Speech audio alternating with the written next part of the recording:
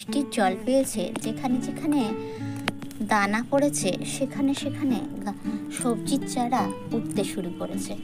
এই যে চারাটা একটা টবের মধ্যে উঠেছে, এটা একটা বরবটি বসিয়েছি।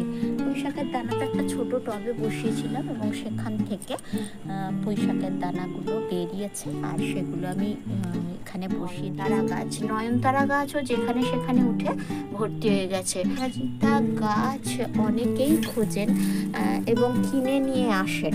আমার যে কোনো টবে এই অপরাজিতা গাছের কোনো চারার অভাব নেই। মানে নিজে লাগালাম না, অথচ সেগুলো পেয়ে গেলাম, সেই রকম প্রাপ্তি যোগ যখন হয় তখন আমাদের মতন বাগানিরা তো মনে হয় ভীষণ একটা আনন্দের সঞ্চার হয়। সবার হয় কিনা আমি জানি না, আমার হয়। এই যে কালো মেঘ গাছ দেখুন, এত বন হয়ে গেছে, ছোট ছোট চারায় ভর্তি হয়ে বন হয়ে গেছে। আর এই যে একটা গাছ, এই গাছটার নাম আছে, সুন্দর হলুদ রঙের ফুল হয়, এই মুহূর্তে আমার নামটা মনে আসছে না। এখানে আমার একটা বড় গাছ রয়েছে, তো এই গাছটার তলায় যে কত চারা হয়েছে বলে বোঝানো যাবে না। তো এইরকম প্রাপ্তি যোগ বর্ষার শুরুতে ভীষণ হয়, তো আমার তো ভীষণ ভালো লাগে এরকম। আর আমি এদেরকে ফেলিও না, আমি যেখানে সেখানে জায়গা যেরকম পাই আমি ওদের লাগাই। না লাগাতেই হয়ে গেছে সেই ধরনের চারাগুলোকে না ফেলে করে ছোট ছোট টবে করে লাগিয়ে রাখলে আমাদের মনে হয় ছাদ বাগানটা ভরেই থাকবে, অথচ আমাদের কোনো পয়সা খরচও হবে না।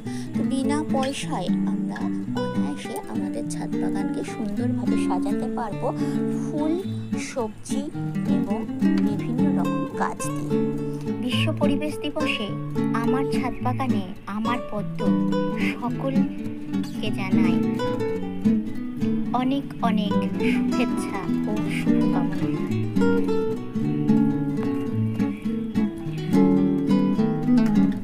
আশা করি আপনারা ভালো আছেন, আর আপনাদের শুভেচ্ছায় আমি। পরিবেশ দিবসের আরেকটা পরম প্রাপ্তি এই ফার্স্ট ক্লাস গাছের প্রচুর পরিমাণে ফুল, কুড়িতে ভর্তি হয়ে গেছে, কুড়ি পড়ে গেছে ডালে ডালে, আর ফুলও ফুটতে শুরু করেছে। ওরাও আপনাদের অনেক শুভেচ্ছা জানাচ্ছে। আলো আঁধারির খেলায় যে ভিডিওটা আজকে করলাম, সেই ভিডিওটা আপনাদের যদি ভালো লেগে থাকে অবশ্যই একটা সাবস্ক্রাইব করে আমার পাশে থাকবেন। আর আমার ঢ্যাঁড়স গাছগুলো দেখুন বেশ বড় বড় হয়ে গেছে, আর পুঁই শাক গাছগুলো আমার টবে লাগিয়েছিলাম সেগুলোকে নিয়ে এখানে লাগিয়ে দিয়েছি। ওরা খুব ছোট ছোট ছিল, এখন বেশ মাটি পেয়ে ওরা বড় হয়ে যাচ্ছে। আর অপরাজিতার কথা কি বলবো, দেখুন ফুটে রয়েছে প্রচুর পরিমাণে। আর আমি যেটা বলছি যে আপনারা যদি সাবস্ক্রাইব না করেন তাহলে আপনারা আমাদের মতন, মানে আমার আর কি, আমার পাশে যদি সাবস্ক্রাইব করে না থাকেন তাহলে আমার ভিডিও করার উৎসাহটা চলে যায়। তো সেই জন্য বলবো এটাও আমার একটা প্রাপ্তি।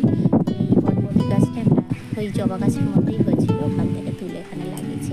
এখানেও পুঁই শাক আছে, ঢ্যাঁড়স আছে, এই তুলসী গাছটাও হয়েছে, ওটা তুলিনি, রয়েছে এখানে। তো এইভাবেই বলছি যে বাগানকে সমৃদ্ধ বিনা পয়সায় আর পরিশ্রমে বিনা খরচে হয়ে যায়, শুধু একটু স্থান পরিবর্তন করে সঠিক জায়গায় লাগিয়ে দেওয়া একটা কাজ। সেগুলো একটু করলে আমরা কিন্তু আমাদের বাগানকে সবুজ রাখতে পারবো। তো যাই হোক, কথা আর বাড়াবো না, সবাই চ্যানেলটাকে সাবস্ক্রাইব করবেন আর সুস্থ থাকবেন, ভালো থাকবেন। জবা গাছের ডাল পুঁতেছিলাম এই তিনটে, আর এই তিনটে ডালই এত সুন্দর হয়েছে যে সেখান থেকে কুড়ি হয়ে ফুলও ফুটেছে। আর এই ফুলগুলো দেখতে ভীষণ সুন্দর, দেশি জবা, তো এত সুন্দর, মায়ের পায়ে দিলে তো ভীষণ ভালো লাগে। তো ওরা বেশ বড় বড়ই পাতা হয়ে গেছে এবং ডালও বেরিয়ে গেছে, তো ওদেরকে আমি রিপোর্টিং করব। আর একটু বর্ষার অপেক্ষা করছি, একটু বর্ষাটা আসলে ওদের রিপোর্টিং করব।